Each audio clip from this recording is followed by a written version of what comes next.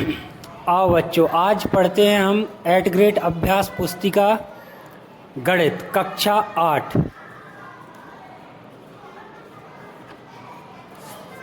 जैसा इसमें दिया है,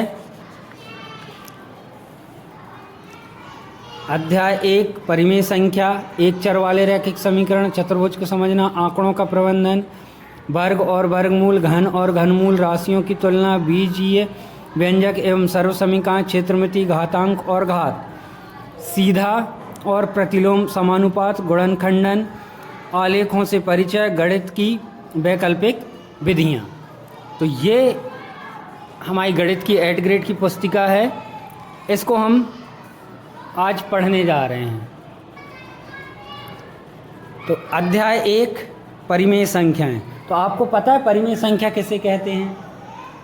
जब हमने संख्या पद्धति पढ़ाई थी तब आपको 9वें नंबर पे हमने परिमेय संख्या बताई थी, याद है?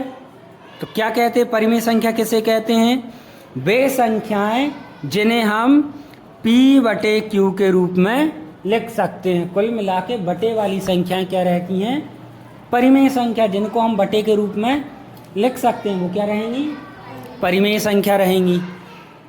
ठीक है। जहाँ पे ये ऊपर क्या रहेगा आपका? अंश क्या रहेगा और नीचे क्या रहेगा?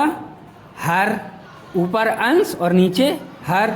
अब परिमेय संख्या को हम P/Q के रूप में तो लिख सकते हैं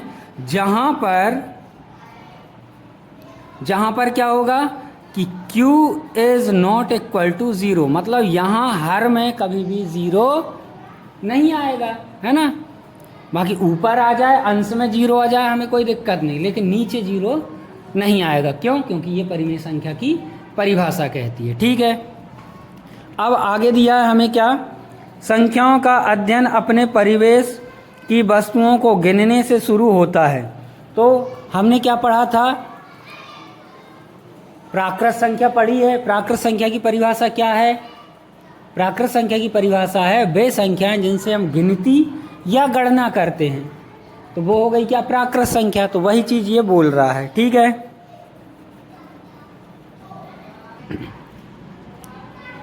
संख्याओं का अध्ययन अपने परिवेश की वस्तुओं को गिनने से शुरू होता है। हम पहले ही कुछ प्रकार की संख्याओं से परिचित हैं, जैसे कि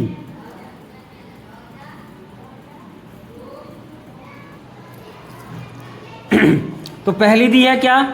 प्राकृत संख्याएं, गिनने के लिए प्रयोग की गई संख्याएं गणन संख्या या प्राकृत संख्या कहलाती हैं, जो 1 से शुरू होती हैं और अंतहीन या अनंत तक जाती हैं। जैसे 1 2 3 4 5 6 से लेके अनंत तक, गिनती कभी खत्म नहीं होती, है ना?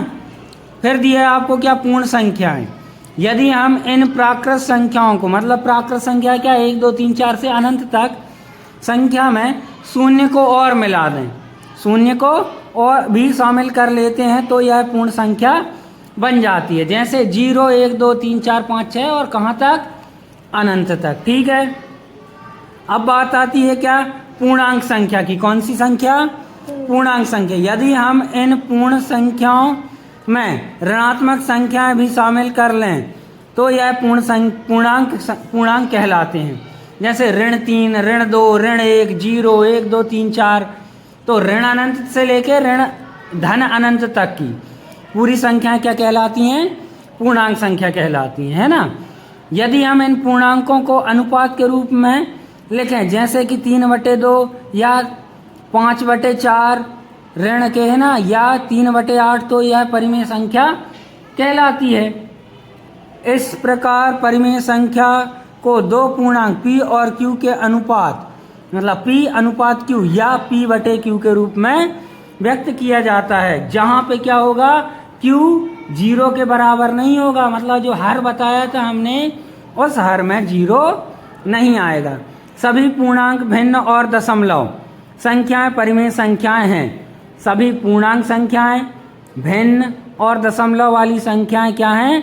परिमेय संख्याएं। उदाहरण जैसे 3/4, 4/5, ऋण 3/7, 0.5 को क्या लिख सकते हैं? 5/10। और 0 आपका, 0 भी क्या है? 0 भी आपका परिमेय संख्या है।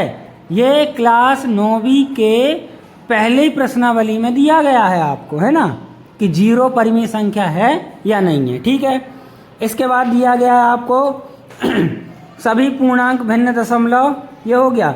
परिमेय संख्याएं ऋणात्मक, धनात्मक और शून्य भी होती हैं। परिमेय संख्या क्या होगी? ऋणात्मक भी होती हैं, धनात्मक भी होती हैं, शून्य भी परिमेय संख्या होती है। परिमेय संख्या का न्यूनतम रूप, परिमेय संख्या अपने मानक रूप मतलब न्यूनतम रूप में तब कही जाती है जब अंश और हर के बीच सार्व गुणनखंड केवल एक हो, मतलब उन्हें और नहीं काटा जा सके, उनका और ज़्यादा भाग ना किया जा सके। जैसे 4/2 है, सॉरी 4/6 है, तो 2 से 2 को काट सकते हैं, 2 दूनी 4 और 2 तियम 6, 2 से 2 कट जाएगा। ऐसे ही 10/15 है, तो 5 दूनी 10 होता है, तो 5 से कट जाएगा, 5 दूनी 10 और 5 तिरी 15, तो 2 और 3 बचेगा। तो 2/3 और 2/3 आपका क्या रहेगा? किसी भी परिमेय संख्या का न्यूनतम रूप या मानक रूप कहलाएगा। ठीक है। परिमेय संख्या का संख्या रेखा पर प्रदर्शन, तो संख्या रेखा क्या होती है? जिसपे हम पूर्णांक संख्या को प्रदर्शित करते हैं। बीचों बीच क्या होता है? 0 होता है, एक तरफ धनात्मक संख्या होती है, एक तरफ ऋणात्मक संख्या होती है। जैसे हम क्या परिमेय संख्या को भी संख्या रेखा पे प्रदर्शित कर सकते हैं। तो 3/4 क्या होगा? 1 से छोटा होगा, तो 0 और 1 के बीच में आएगा। 1 का आधा करेंगे तो क्या होगा? 1/2, तो 1/2 को हम 2/4 लिख सकते हैं। ठीक है, और 1 हो जाएगा 1/4, मतलब 1/4 हिस्सा और 1/3 हिस्सा। तो ये 3/4 है, तो कहाँ आ जाएगा? 1 के पास वाला हिस्सा आ जाएगा। ठीक है, आया समझ में? Very good. अब यहाँ लाओ, यहाँ लाओ, दिख रहा है? दी गई संख्या शून्य से बड़ी है, अतः यह हमेशा शून्य से दाईं ओर निरूपित होगी, है ना। यह संख्या छोटी 1 से छोटी है, इसलिए 0 और 1 के बीच के भाग को 4 बराबर भागों में बांटेंगे। चारों में से तीसरा भाग 3/4 को प्रदर्शित करेगा। ठीक है, अब आती है बात क्या? परिमेय संख्याओं पर संक्रियाएं। तो बात आती है संक्रिया। संक्रिया क्या होती है?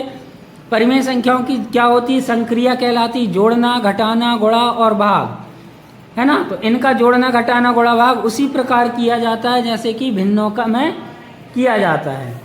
तो इसमें हम देखेंगे क्या? समान हर वाली परिमेय संख्याओं में जोड़ एवं घटा, तो क्या हो जाएगा? हर जो है ना वो अगर समान है तो नीचे 1 हर लिखा जाएगा और ऊपर का जो अंश रहेगा उसको हम जोड़ देंगे। तो 4 और 3 कितने हो गए? 7/5 हो जाएगा। और यही कहानी अगर घटाने की है तो एक बार हर लिखेंगे और ऊपर की संख्याओं को घटा देंगे, तो 1/5 हो जाएगा। लेकिन अलग अलग हर वाली संख्याएं हैं, तो हम इसमें क्या निकालेंगे? लघुत्तम समापवर्त निकाल के हल करेंगे, है ना। तो 5 और 3 का लघुत्तम समापवर्तक, 5 और 3 का लघुत्तम समापवर्तक क्या होगा? 15 आएगा, है ना। फिर क्या करेंगे?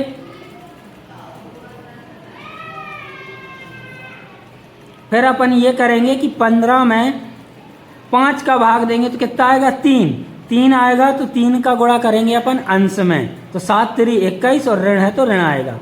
ऐसे ही 15 का भाग देंगे 3 से, 15 में 3 से भाग देंगे तो 5 आएगा, 5 का गुणा 2 से करेंगे तो 5 दूनी 10, ये भी ऋण का है इसलिए ऋण आ जाएगा। अब इनको क्या करना है? जोड़ना है।